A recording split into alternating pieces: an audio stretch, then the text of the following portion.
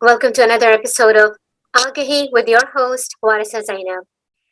In most of our programs, we always talk about mental health, psychological well-being, spirituality, and all the issues that affect your well-being generally. But in today's episode, we're going to address a topic that is quite sensitive and rarely talked about. And I'm extremely grateful to my guest for today, Tara Alston, who will be joining us.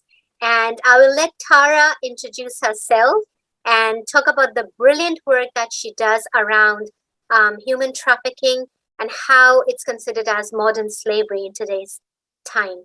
Tara, welcome to Agahi. Thank you so much for joining us. And thank you for having me. I'm excited to be here.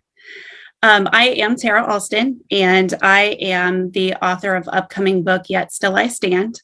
And that is a book that's soon to be released. And it's about some of the challenges, hardships, abuse that I had experienced and triumphing over that trauma. I'm also the founder and owner of Yet Still I Stand. And that is a business where I do go and speak on my personal experiences of my journey and trials, but also focus on the aspect of healing from those experiences. And then I speak on issues such as child abuse, domestic abuse, trauma, and human trafficking, which is what we'll be discussing today. And these topics are extremely, extremely sensitive, and I know it may trigger certain responses. So if anytime you feel uncomfortable or you feel you need to speak to someone, please feel free to call in our studio number, and we'll be more than happy to connect you with the right person or organization. So Tara, you mentioned that you've written a book on the subject. Please tell us about that.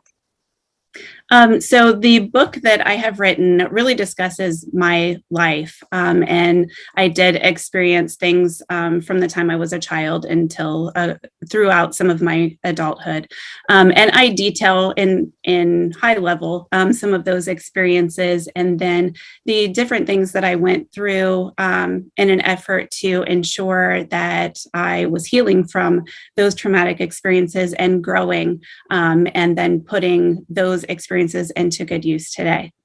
And that is a really powerful thing in itself, because most people, when they experience something like this, they may spend their entire lives trying to understand why it happened and how I can cope with it, let alone to write about it and speak about that experience. And I really, really do admire you for doing that, Tara. And I really hope that today's show is going to be extremely beneficial for anyone who may be able to relate. So, talking about human trafficking, tell our viewers what it's all about and how we, as people who may have not experienced it or have first-hand experience of this whole thing, how can we identify that someone may be a victim? So human trafficking, as you said, is often referred to as modern day slavery. And it's a crime in which people profit from the exploitation of others.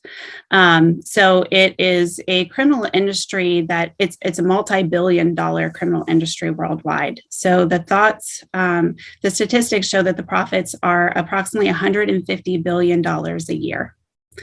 And that is staggering. And then thinking about how many victims there are, it's reported that there's estimated 24.8 million people globally that are victims of human trafficking. But human trafficking is often underreported. So it is way beyond what we really know, but we go with the statistics and the information that we can gather.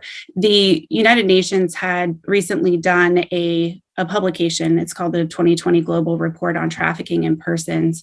And it gave a lot of information about trafficking and what it looks like across the world. Right. There were 148 countries that responded to this report when they were doing the research on it. So it gave a good indication of worldwide what this looks like.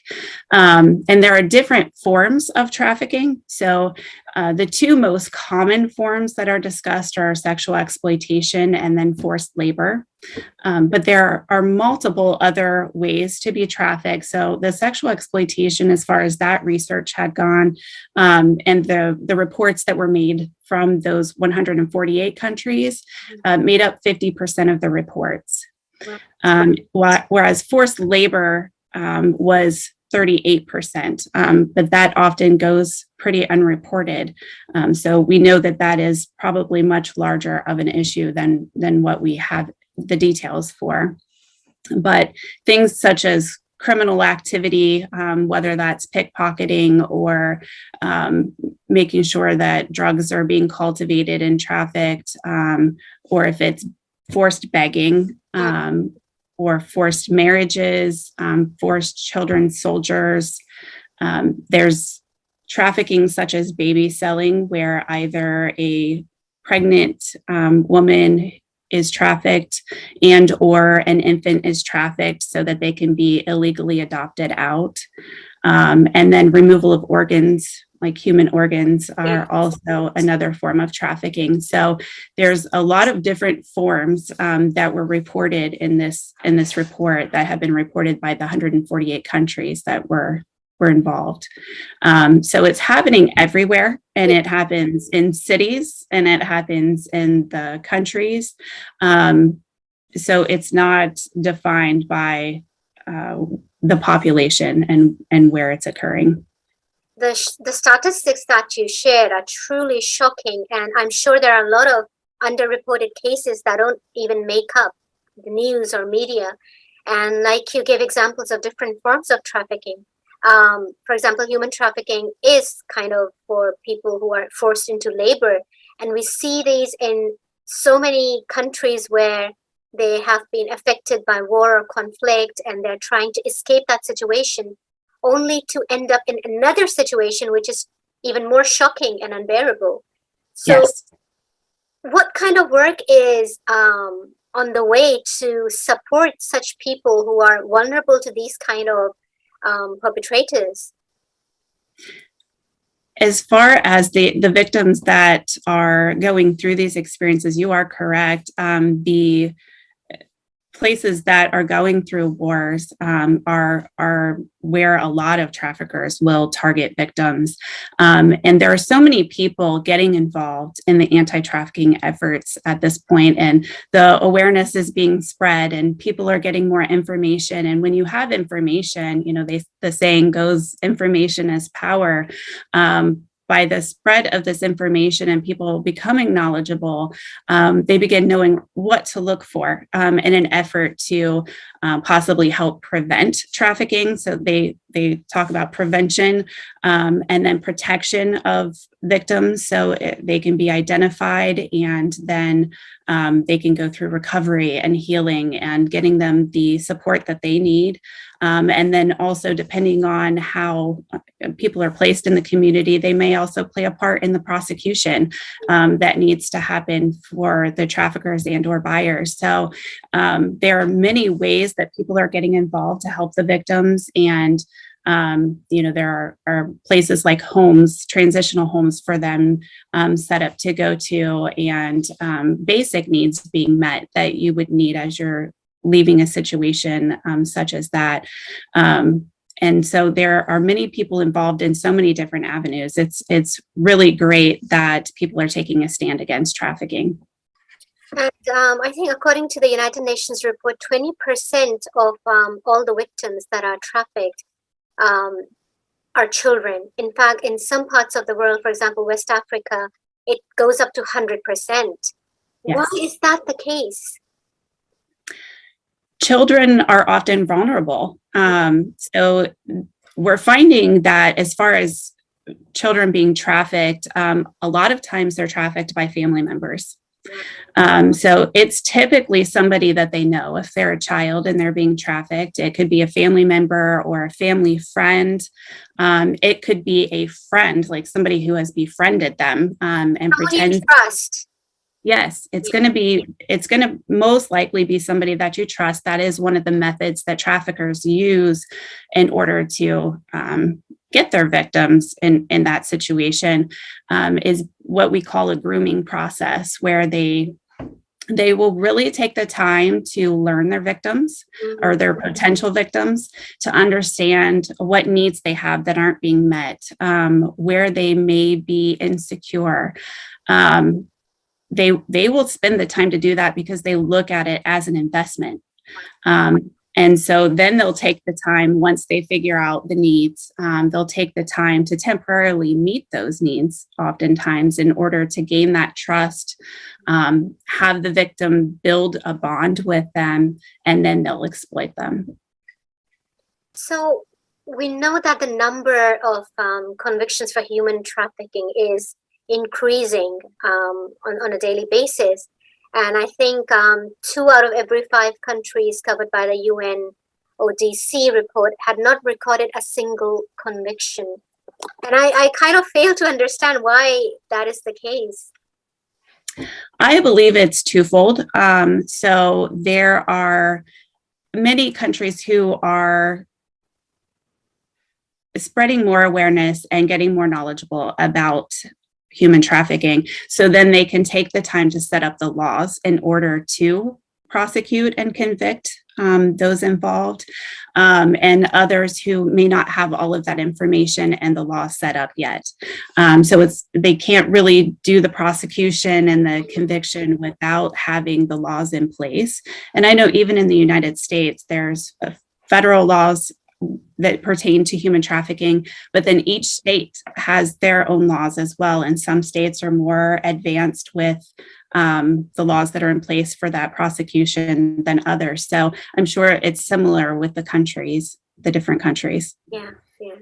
So what can we do as the general public to reduce the vulnerability of victims, and increase the risks to traffickers and lower the demand for the goods and services of what I call modern day slavery? Because surely as citizens of a country, there has to be something that can be done. Yes. Yeah. Yes, we can all play some sort of a part. So the most important thing is like what we're doing today, educating ourselves and educating others, because without the information, it's hard to pursue any type of activity in the anti-trafficking efforts. But also being aware of your surroundings is really important, because if you know what to look for, because you have that knowledge, and you start paying attention to the different things that you see, then you can potentially report and possibly save a life. And so making sure that you're aware of your surroundings, and then being a conscientious and informed consumer is also important. Yeah. Knowing where your products are coming from. And that way you can ensure that the supply chain is not utilizing forced labor, for instance. And then you could become a volunteer and support the NGOs that are there in place to help victims. You could become a mentor, because like we were just talking about, when it comes to children who are trafficked, a lot of times they don't have a good support system, and that goes for adults too. So if you serve as a mentor and reduce some of that vulnerability, that is also a great way to take part in these efforts. And then also when it comes to the laws in the countries that may need to prepare some more laws in order to prosecute, reaching out to those who are in power in an effort to try to get some of those laws in place, I think is important. And it seems like it is an organized crime, because these groups or cults or whatever you may call them, they kind of operate in certain parts of the world, in certain parts of, you can say, cities or towns, where they know they can target a certain kind of population, whether it's women or children, because they are often perceived as the most vulnerable members of the society. Right. And I would like to share an example with you. This is a few years ago. There was an earthquake in Pakistan, and I remember that um, while people were still kind of trying to figure out how severe the impact is, there was already a group on ground trying to traffic young girls under the age of 16 from where the earthquake took place, and they had separated from their family members or teachers, Yes. and they had transported them. By the time the rescue services reached, they were gone, and their names were amongst the missing people's list, and it was assumed that they have passed away, and that was not the case. They were actually trafficked from that part of the country where people were affected.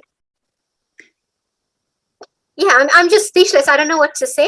I know. Unfortunately, it does seem to be very organized, and they go after the most vulnerable. And so it is those situations to where I think that more and more places are becoming aware that this is occurring. So they're trying to get in there as quickly as possible and also be extra cautious and watching. And even before something happens, getting information out there about this is how this works. So what do we need to do to plan to prevent this? Because anytime that they can have people in a dire situation and they're separated from loved ones, and especially the children, that is an easy target for these traffickers. And unfortunately, it seems like the most vulnerable are the ones that they go after anyway. They're already experiencing some sort of hardship, even if it's not something like an earthquake or a war. They're already experiencing hardship. They may not have their basic needs being met. They could be homeless. They could have already experienced some sort of abuse. So maybe they're leaving one abusive situation and they end up in the hands of a trafficker, who then takes the time to groom them and tries to make them feel secure and cared for, in an effort to then just exploit them. So there's so many different things that they look for, but all of them are a vulnerability. And it's just heartbreaking to think about the fact that there are people who like to take advantage of people who are already hurting. Are there any other ways where we can play our part in not encouraging, for example, in many parts of the world where unemployment is on the rise, you see that often children are on the streets, either begging or forced into child labor or forced into early marriages. And for them, the only way to escape that situation, like you said, they may be in an abusive situation, only to end up with somebody who will exploit them even further. What can we do to help? Say, for example, if we know there is a child out there, or a young person or a female who's out there on the streets and is vulnerable, because not every part of the world may be equipped in the sense that there are organizations that are there to support such people, Yes. but not in every country, not in every city or town. Right.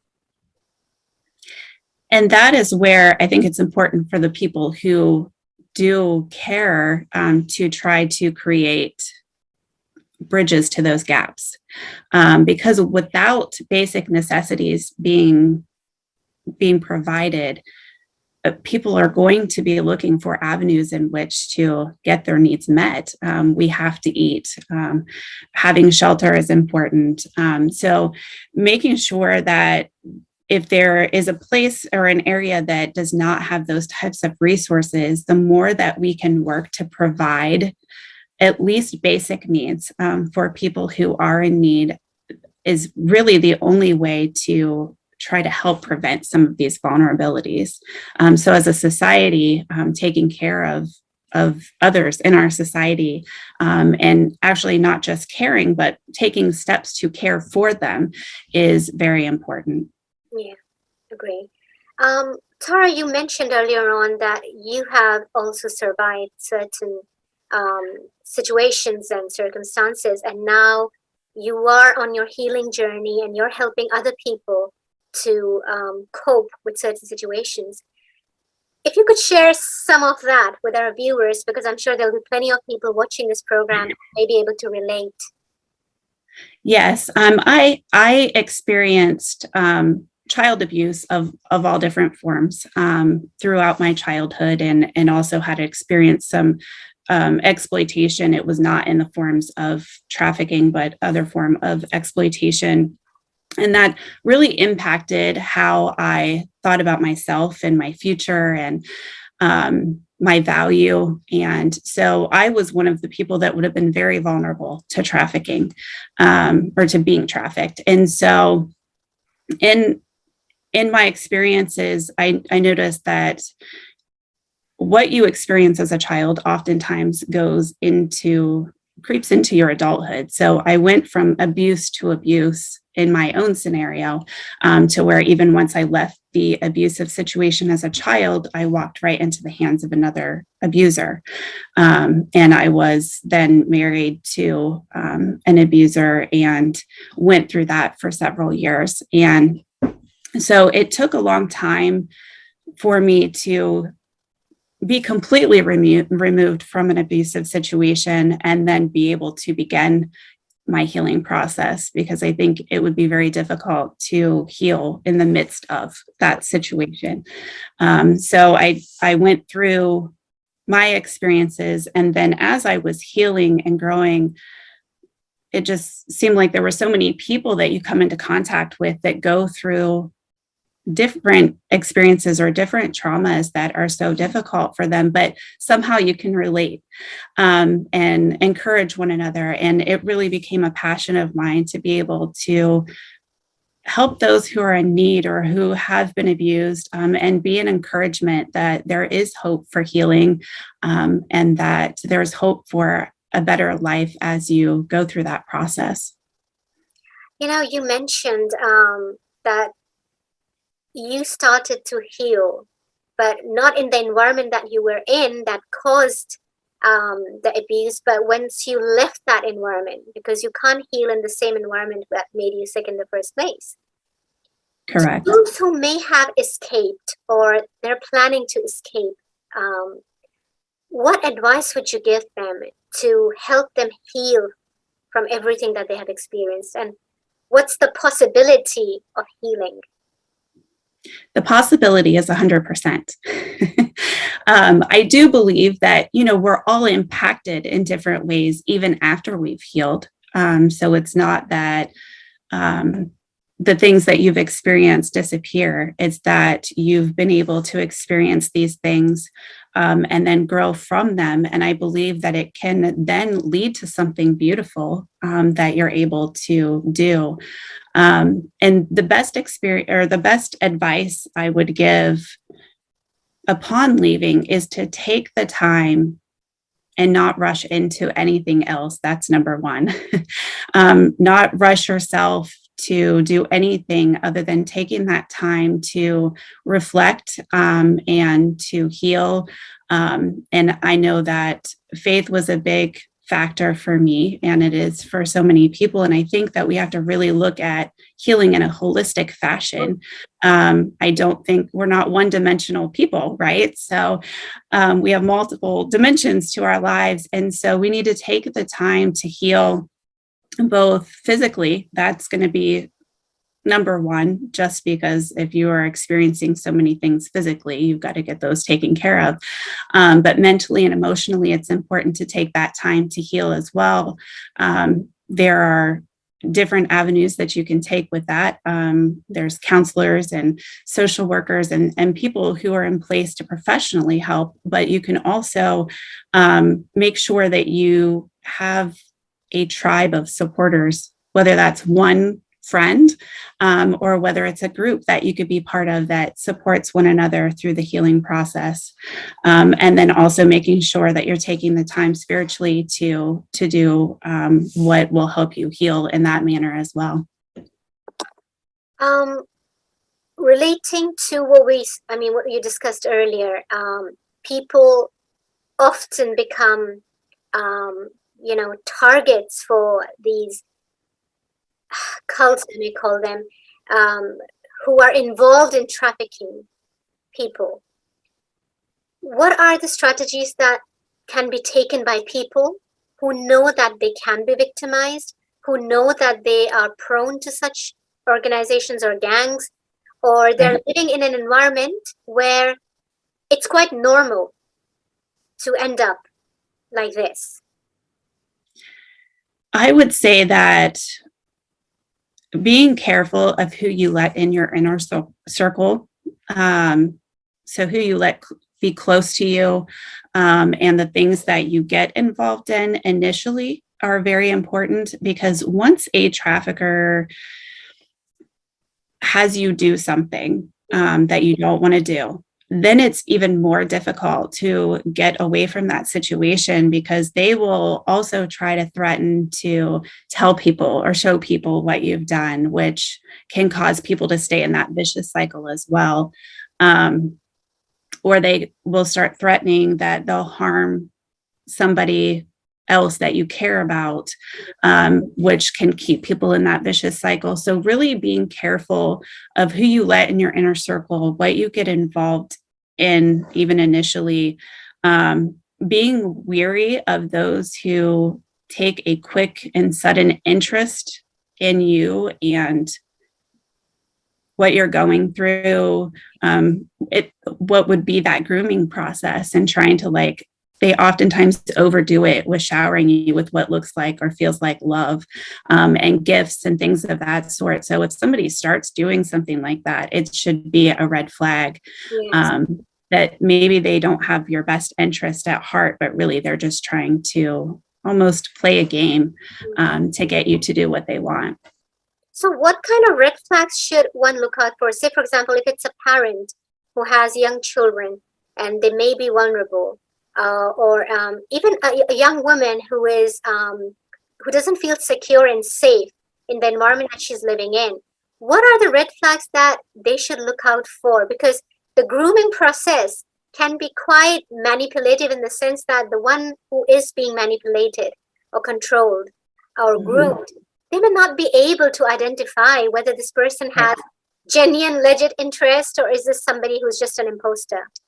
Correct. As a parent with a child, I think that it's really important that we know who our children are communicating with, and spending time with, and the activities that they're involved in. So online, for instance, that is a big method of contact as far as traffickers and children. So if children have access, without any type of parental control or review, to online, whether it's social media, or maybe it's games, things of that sort, traffickers will actually look for children who are involved in games, for instance, and speak to them and act like possibly another child, to get them to, trust them and think that they're friends and things like that. And then they will convince them at some point to possibly meet up somewhere and do something fun. And then the child is in this situation. So it's really important that as parents, we know who is communicating with our children and trying to hang out with our children and spend time with them. Especially because, like I said, traffickers can be like family friends, for instance. So I know, for myself, I've always been very careful about who spends a lot of time with my kids. And so just making sure that you're watching that. As far as if I'm a young woman and I am in a situation to where I'm starting to feel unsafe, I think it's important that we talk to somebody about that, because we may not be thinking clearly.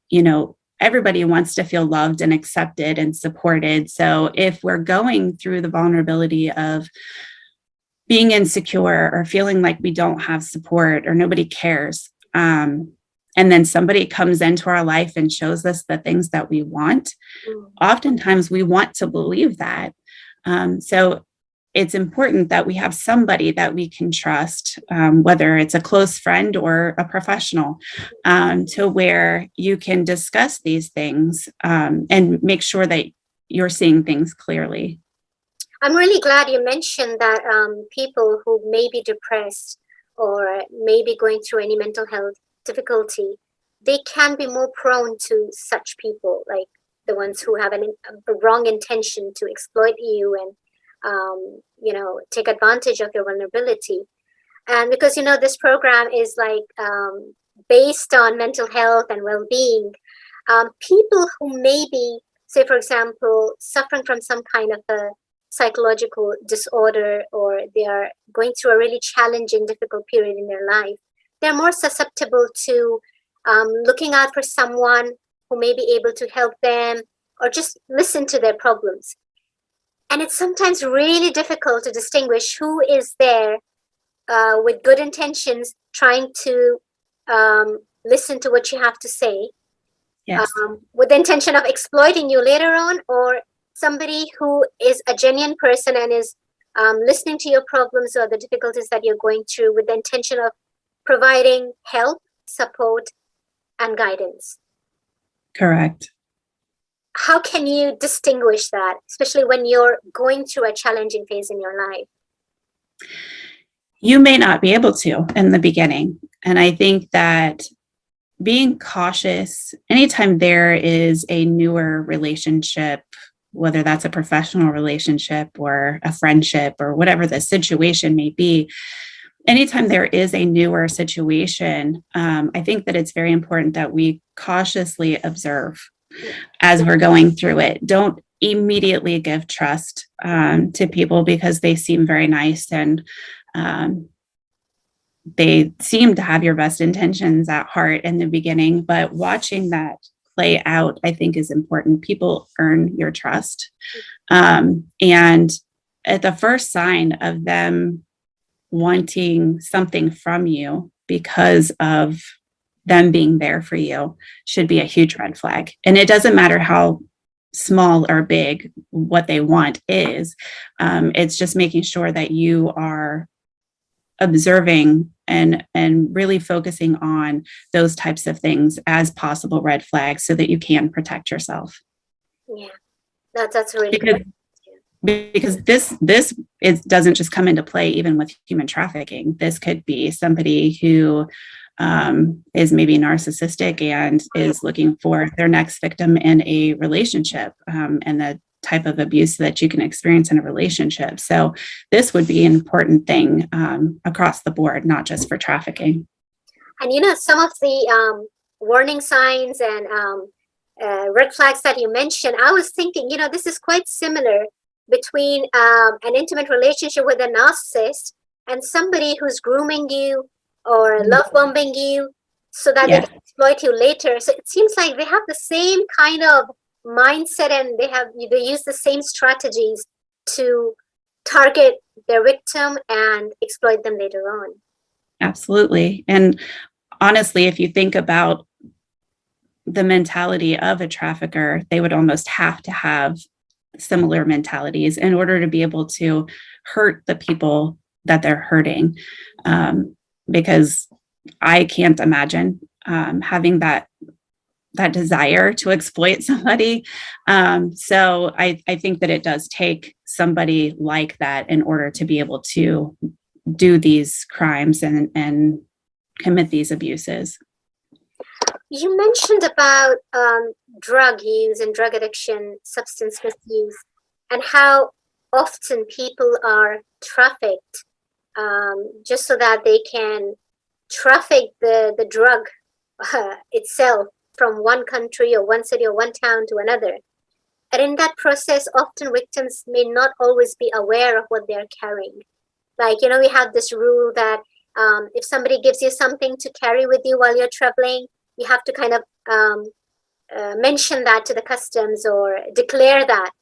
And often people, out of ignorance, or they just trust somebody that they shouldn't be trusting that much, right, they end up taking that piece of parcel or what have you. How common is that? It is likely very common, just because drug trafficking is really the only thing that drugs are the highest trafficked item. And so that goes hand in hand with so many trafficking victims as far as the exploitation is concerned, because they'll utilize these people to do what they want them to do, which is traffic these drugs, so that if they get caught, it's not the trafficker who's gotten caught and gets the charges. It is the victim who gets caught with the drugs and then gets the charges. And a lot of times the traffickers will use drugs in an effort to either get or maintain their victims as well. So they may drug them, like provide them with drugs, and then the victims are then addicted and have to continue doing what they're doing in an effort to meet that addiction.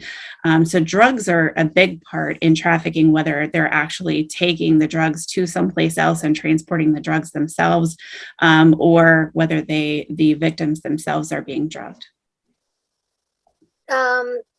You mentioned earlier on that traffickers use of the internet as digital hunting fields for vulnerable young people, and even elderlies who may not be well equipped with technology or the use of technology, and may fall for a scam, for example, or something which is sold to them online, only to find out that they have been scammed. Or with children, you can to an extent monitor them.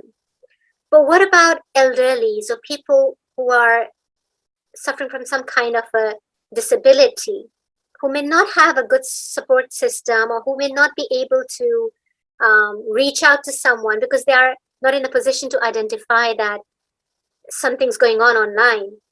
Right.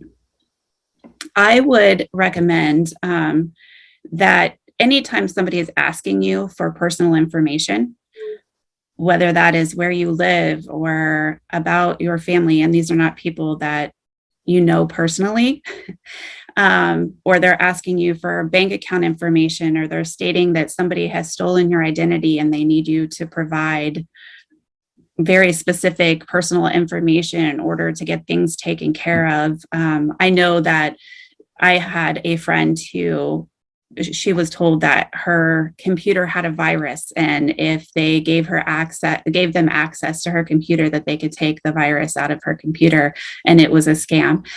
So they definitely do target people who may be unaware, and may get scared and want to do whatever it is that the person is telling them to do to have the issue taken care of. But anytime somebody is asking you for that personal information, my rule of thumb is always don't give it. That's the first rule of thumb.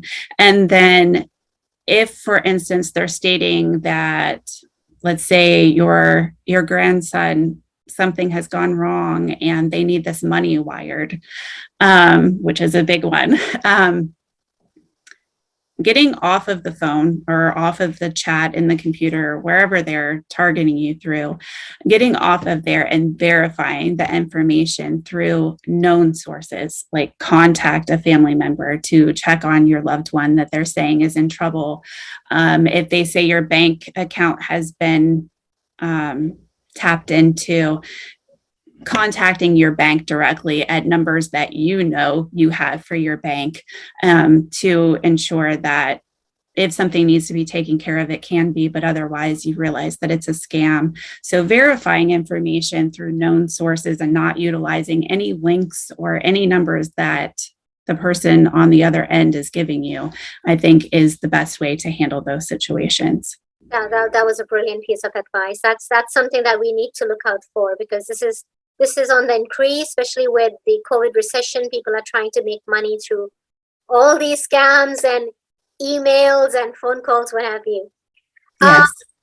Tara, you also talked about one form of trafficking where the motive is to take the organs out of someone's body without consent, and sometimes with consent.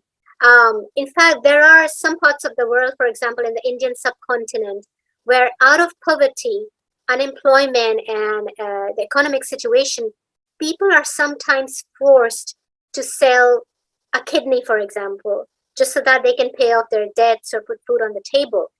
And there are groups that are quite active and they're operating in these specific regions, targeting communities, sometimes entire towns, where they go and they offer a specific amount of money that they will be receiving in exchange of an organ.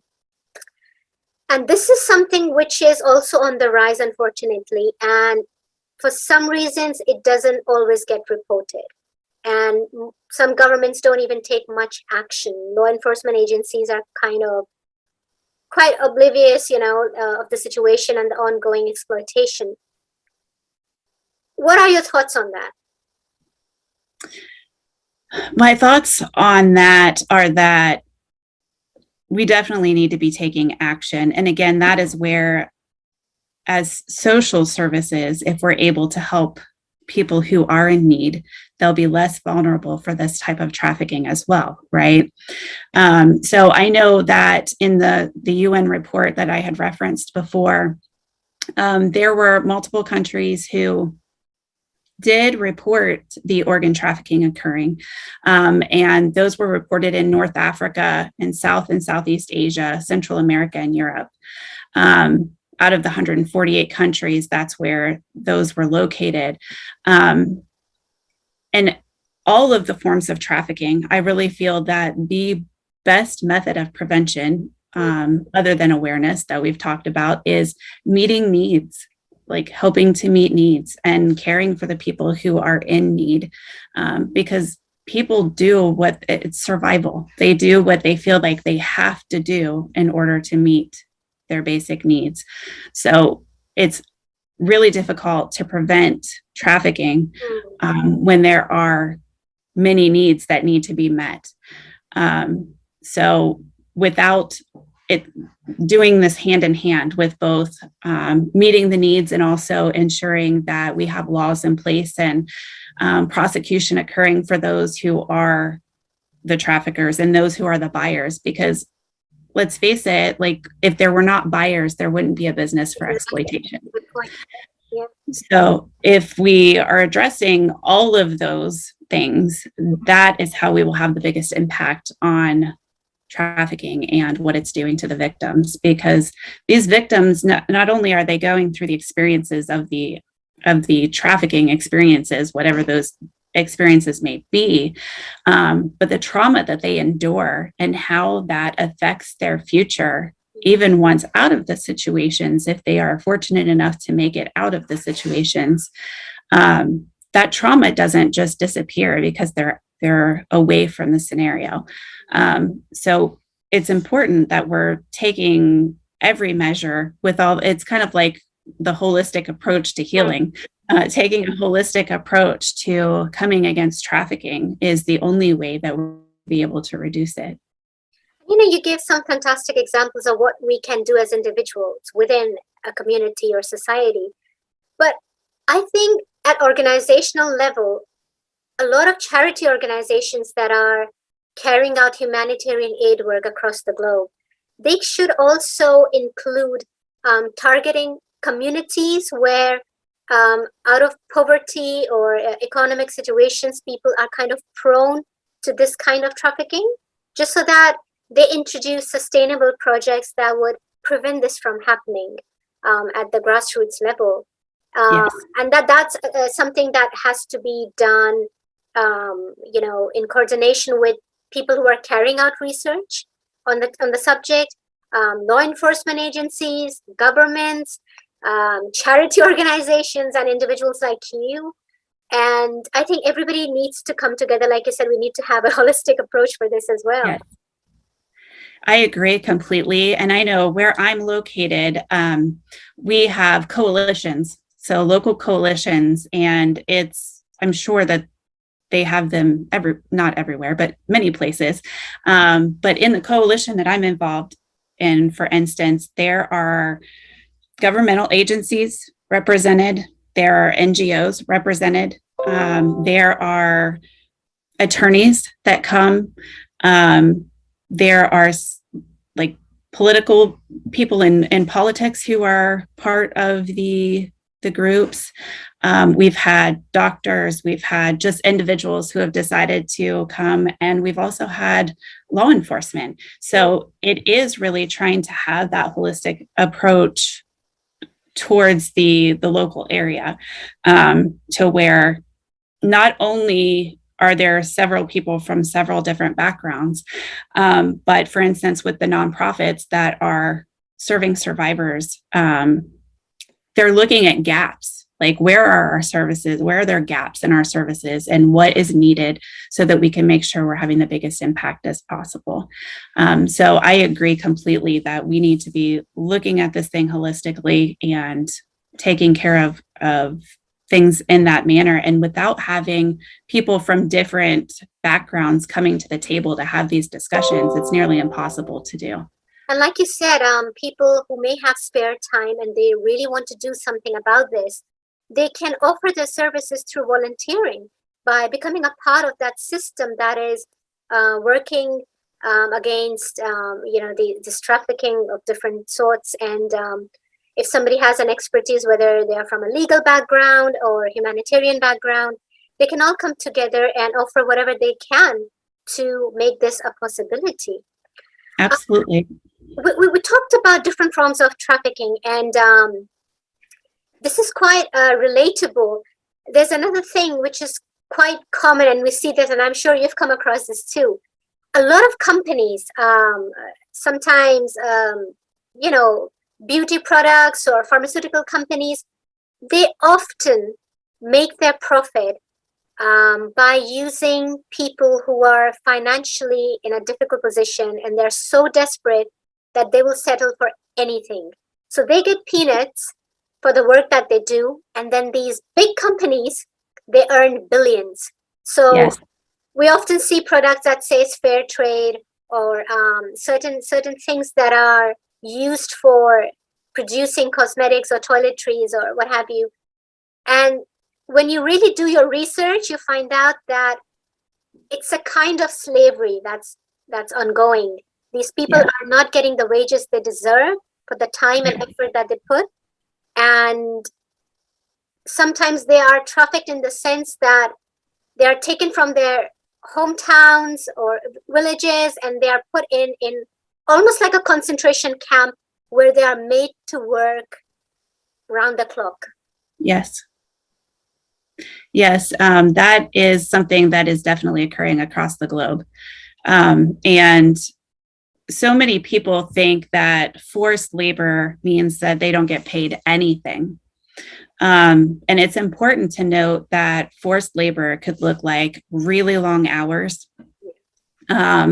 It could look like not getting paid what they should get paid for that type of work. It could look like they were promised with this job that they would be doing certain duties, but the duties don't look anything like that they're actually having to do. And it could look like unsafe work environment, where they're not given the protective gear or equipment that they need in order to do the work, in a safe manner. So forced labor can look so different than what people have in their minds when they hear forced labor. But so often it is like such long hours and no breaks. And it doesn't matter whether they are healthy or sick or safe, like this work has to be done. And so they have to do it in order to either take care of their family or pay off a debt that the trafficker tries to make them feel like they have. Or there's been people who have done this type of work, and it was because there were family members being threatened if they didn't do this type of work. Or they could be living in the same place that they're working and not even able to have like a normal living situation and be comfortable in their living situation, but they're having to stay there and work and sleep and eat very little and no breaks. And so it's a horrific crime. And what kind of work is happening around that at government level? And a lot of governments are trying to create and or enforce labor laws to ensure that people are being fairly paid and fairly treated. But there's so much work to be done in that. I feel like it is so underreported, and so many people are afraid to report. Maybe it's a situation where they don't have the documentation that they need for the country that they're in. And so they're afraid to report something because they don't know what's going to happen to them if in fact they report that they're being treated wrong. But it happens to those locally in the society as well. They don't have to be from another country or any situation like that, because I know that that's something that people think of right away too. If they're not in their home country, then they're more easily exploited. And while that may be true, there's also people within their own countries being exploited through forced labor. Yeah, I totally agree with that. It's not something that's often talked about, not something that media, wants to showcase, because sometimes there are big companies involved and they don't want to kind of display their dirty laundry out there because they know the impact it will have on their customers.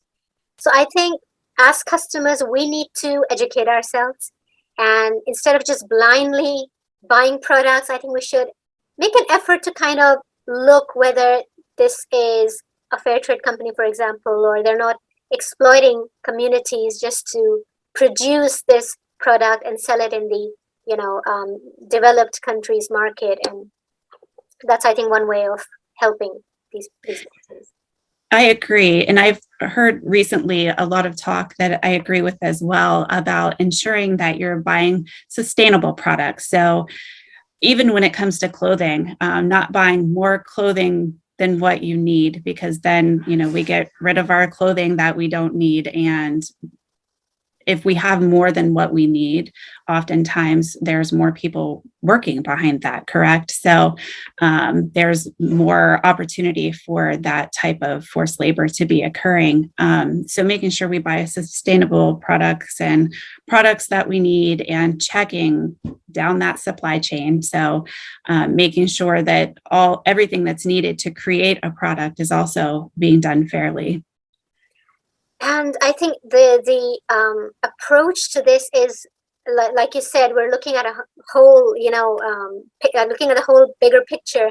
And it's not just about ensuring that some people's rights are not being violated, but also the fact that this whole discussion around climate change and global warming and, things to be eco-friendly so they don't destroy the planet furthermore. This will also have an impact on that, not just the lives of people individually. Correct. I agree. Anything that we can do that's reducing our consumption of products, I think is a good thing. That will help resolve many, or maybe not resolve, but reduce many of the issues that we face. Tara, what advice would you give to people who, say, for example, experienced trafficking of some sort? And I'm not referring to trafficking at like a group level, but sometimes even someone you trust, someone, say, for example, in many parts of the world, people kind of from developed countries go to underdeveloped countries just to get married, knowing that we can bring someone over, force them to do work, not having the responsibility, obligation to pay them a salary, just because now we're related, exploiting them in that kind of way. And it's quite common in, say, for example, Western parts of the world, where people go back home, they get married, bring someone over, and that person is stuck in that cycle. And when they're in that cycle, what's so hard for them is to find somebody that they can trust in an effort to end the cycle. So I would encourage those that are still in the situation to be careful. Safety your safety has to be first, as far as like trying to develop a plan to possibly leave this situation. And every situation is unique. So trying to tell somebody exactly how they should handle a situation is impossible, because of every situation being so unique and there being so many different players involved and different scenarios. So making sure that everything that you do, your number one reference is your safety. And if you can find somebody that is trustworthy, that can help you as far as developing a plan, a safe plan of escaping that situation, that is always very helpful. But once you have left the situation, it's important that you report if you are comfortable with that. I think that it's really important that we don't push people to do the things that we think are the right thing to do, when it comes to if they've been a victim and how to handle a situation. So if you feel comfortable reporting, that's always recommended, so that we can ensure that the perpetrators and the people who are doing these horrific crimes are held accountable. But also making sure that you set your life up in a way that you want it to be lived. So you are able to be in a situation then to where you can heal, and you have the tools that you need in order to really thrive. And that takes time. Giving yourself grace through the healing process, I think, is one of the most important things, because you may feel like you're doing a wonderful job in your healing process and you're coming so far. And then one day you feel like you've taken 2 steps back. And I think that it's really important that you give yourself grace during that period, because healing is not linear. It's not a straight line. It ebbs and flows. And so making sure that you are in a situation then to where you can give yourself that grace, I think, is important. That was a beautiful advice that you've given. Tara, any last final message that you would like to give to our viewers before we wrap up? I think that the biggest message is knowing that you can make a difference. So often we think, if it's a global problem, I'm just little me. Like, what am I going to do to have an impact on something so enormous? But if we all play our part, then we can have an impact on something that's affecting so many different lives. Definitely. And it will also create like a ripple effect where things will kind of slowly, gradually get, bigger and better. Thank you so much for taking the time out, talking about such difficult and sensitive topics, sharing your experience.